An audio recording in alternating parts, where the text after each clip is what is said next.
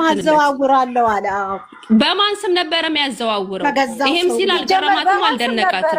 እኔ እኮ ግራ የገባኝ ነገር በማን ስም ነበር ቤቱ ራሱ ሲጀመር ወደ አሁን ለምንድን ነው እኛ የራሱ መስያ እንዴ የራሱን ጥፋት ስንናገር ያማቸዋል?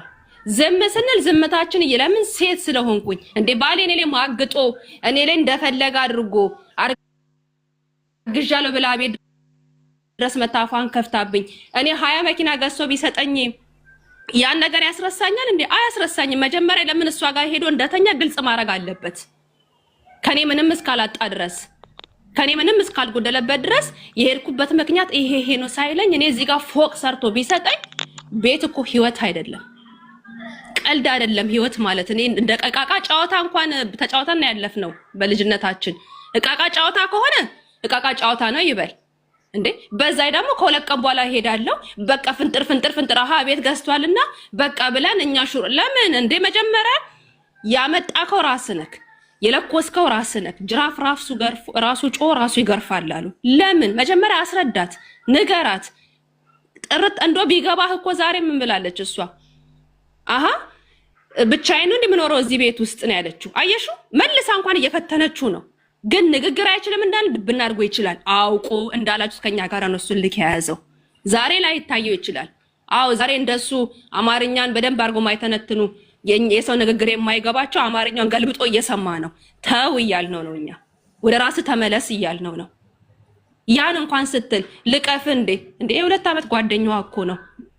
እንዴት ነው ያርጎስ እጁን እንትን ያለው? የማስመሰል ነበረ ወይ ደግሞ ልጅቷ እንዳለችው ካላስ ለስራ ነበር ሃይሚን የፈለጋት ማለት ነው። ይሄን ቤት ደግሞ ብቻውን አልሰራም። አብሮ ምንም ላይ የሚግቡ ምንም ላይ ጊፍት ምንም የሚሰጣቸው ሃይሚስ አብሯ ነው የነበረችው አይደል እንዴ? እንቅልፏን አጣ ብዙ ነገር ሲሰራ አብሯት ነው። የሷም ላብ አለበት። እሷ ሳታቅ ሰርቶበት ሲሰራ ኦኬ፣ ግን የሷም ላብ አለ። ብቻውን አይደለም ፈክቶ ያመጣው። መኪናም ቢሆን ሁሉም ነገር ወደዛ መግባት አልፈልግም። ኦኔስት ጥያቄያችን እኛ ምንድነው? ስለዚህ ልጅ አጣራ ተናገር እውነቱን። አሁንም ዛሬ ስጠይቅ ሽፍንፍና አድርገ መዝለል አትዝለል። እኛ ላይ ነው የምትዘለው። ካንተ በላኛ ሞተ መዝለል እንችላለን። ግን ቆይ እንረጋጋ። ብዙ ነገር የደረሰን ነው። ቆይ እስቲ ያ መጨረሻውን በሚለው ነው ዝም ብለን እንደ ጄል ወይንም ደግሞ እንደ በሽተኛ እያየን ያለና ምንድነው መጨረሻውን እንያ በሚለው ነው።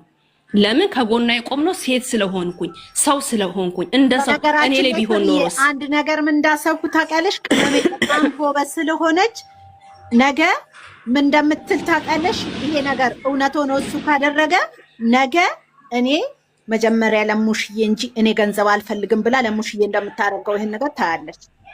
በቃ እኔ እንደዛ ነው ማለት። ሲጀመር እኮ እናውቀዋለን። ማውራቱ እናውራ ከተባለ እናወራለን፣ ችግር የለውም እናውቀዋለን። ግን እኔ አሁን እቺ ልጅ እኮ የጠየቀችው ንብረት አይደለም። እቺ ልጅ የጠየቀችው ገንዘብ አይደለም፣ እውነት እንዲወጣላት ነው። ብሩኬን ስታገኘው እኮ ምንም ያለው ሰው አልነበረም አይደል እንዴ? ሲገናኙ ከድሮ ጀምሮ ቪዲዮአቸውን ስናይ እዚህ ቦታ ላይ ደግሞ አብሮ ነው የቆሙት። አንድ ላይ ለፍተው ነው ይሄን ሁሉ ንብረት ያመጡት።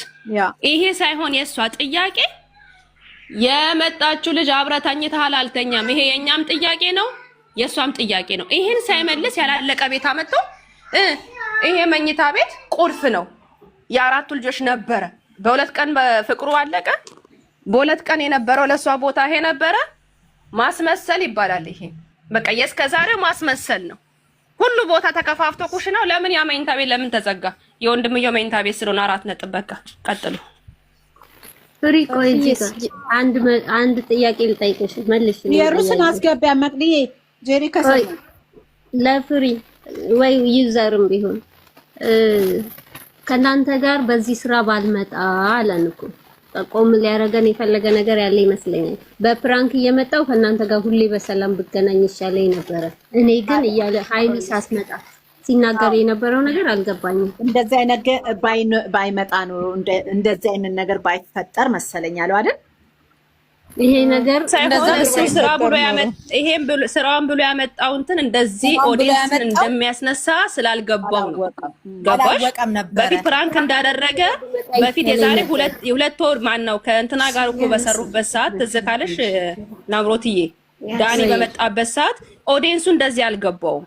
ኦኬ እውነት መስሎ የታመመ አለ፣ ሞቶ የገባ አለ፣ የወደቀ አለ። እኔም ታመሜ ነበረ።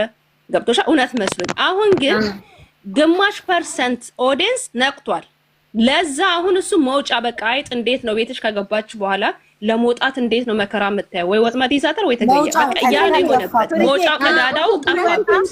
ብረቱን እየመታ የመጸጸትም እና ደግሞ ለኛ ደግሞ ጥቆማ የሚሰጠንም መሰለኝ ፍርዬ ለኛ የሆነ ነገር ለዚህ አይደለም እኮ አሁን እኮ በጣም እኮ ሁሌ የሆነ ቦታ ላይ አርጓት እኮ ነው የወጣው። ገባሽ? እሷን አጋልጧት ነው የወጣው። ፍቅሩን እንኳን በቃ ነበረ እያለ ነው እና ከዚህ በኋላ አይኖርም ማለት ነው። በሁለት ቀን እኮ ነው የምልሽ። እኔም እኮ ያልገባኝ እኮ ይዘርዬ በሁለት ቀን እንዴት ፍቅሩ ጨርሶ ነበር ነው እንደ የምትለው እሷ እንኳን እያስተካከለችው እኮ ነው።